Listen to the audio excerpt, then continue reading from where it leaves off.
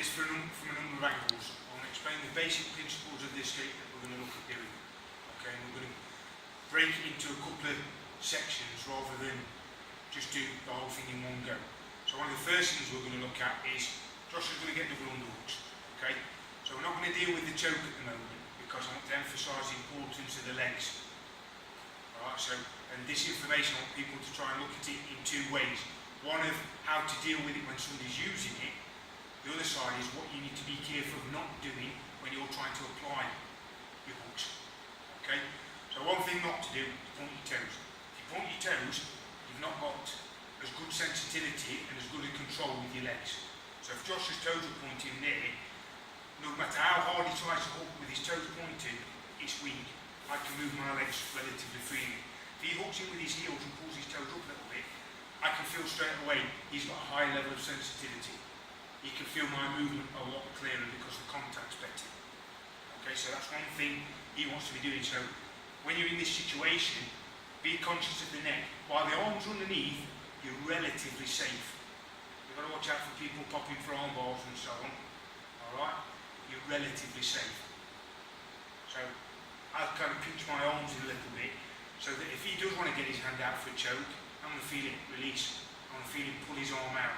But I can also keep my elbows and arms in against his legs. So I'm using my legs and my arms as, say this very carefully, sensory tentacles.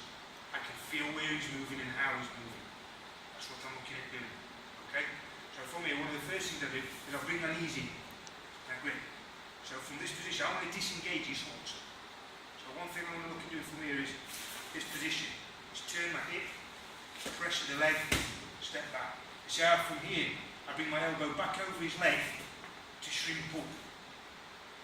So now I've got contact of his foot, I've got my elbow here. This will make it awkward for Josh to get his leg out. I'm trying to make his next movement very difficult. Okay? So because I've trapped this leg, this is the direction that I'm going to escape. Okay? So what I'm going to do from here is I'm going to now drop on my side, head on the mat. This is really, really important. Head on the mat. And I'm going to start corkscrew. Now I explain it as a corkscrew. A corkscrew will come out and up, or in and down. So we're going out and up. I'm not just turning on my side, I'm not doing a hip escape. If I do a hip escape, I'm inviting him to go for a mount. By doing this corkscrew, if he goes to come up, I can engage my legs to make it difficult for him to keep his legs away. So once I've got my head on the floor, the next thing I look at doing is getting my hips on the floor. So even though we've still got double underhooks, and this can be very difficult for me, I'm going to reach over, feel for his belt. Now I'm going to hip escape to come up. And what I'm going to do, the tighter grip he has here, as I wind in, there's pressure on me, I'm putting pressure into his ribs here. Ideally what I'm doing is I'm washing up his ribs towards his armpit. Makes it difficult for him to breathe, puts a lot of pressure on. I will feel some of that pressure myself. But as you saw when I got near the top of the grip, I'm straining this grip. So once I get where I feel it really tight, snatch. I'm not trying to muscle it through, little snatches. Okay? Again, come up higher to break the grip if need be. So let's just look at this element again.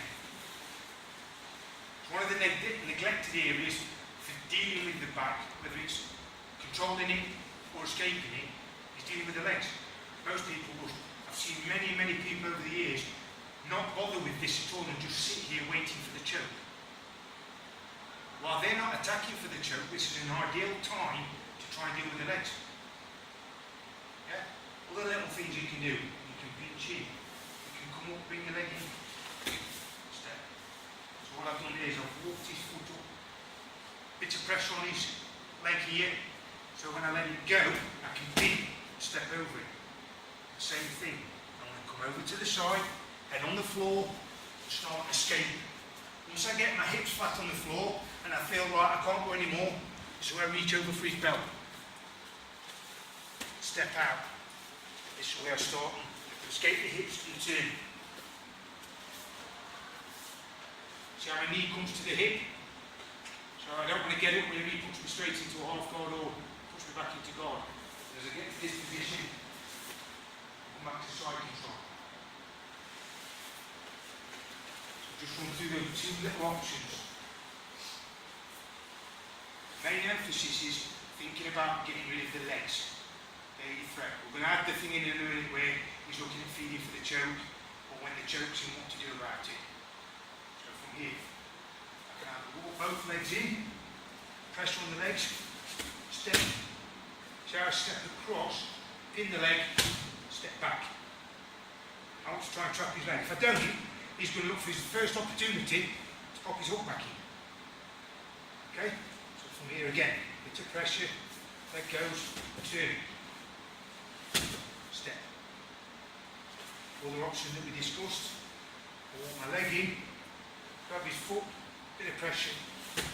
Same again. So I'm using my arm to pin his leg underneath. I want to try and trap him. So from here, off to the side, head on the floor. Okay, I've still got his foot trapped. My elbow's on the mat to try and stop his knee coming underneath. And I start to hip escape and corkscrew. Right? Remember this corkscrew movement. I'm as far as I can go because this grip's tight. I want to feel over for his belt. Okay? Step the leg out. And I start hip escape out. I can do deliberately small, short movements. Got to point legs tight. Again, you get somebody who's really, really strong. Grab the belt with your other hand. Really wind in. They will want to let go. Trust me, they will want to let go. Again, knee comes into the hip bump. Side control. Okay? Let's have a run through that then, guys, and then we'll look at dealing with the arms. The legs. Before somebody gets this choke position, do something about the legs. Don't wait. Because if you're dealing with up here, you've got somebody who works the legs very well, they've got all the time in the world then to start attacking for that position. If you can get rid of their legs, they're not secure in that position. Okay? No position, no submission. Going back to Mauricio Gomez, when I first started training, always saying that, and it's true. If I can disrupt his positional control, he's going to struggle more to finish that particular submission. So, well done, guys.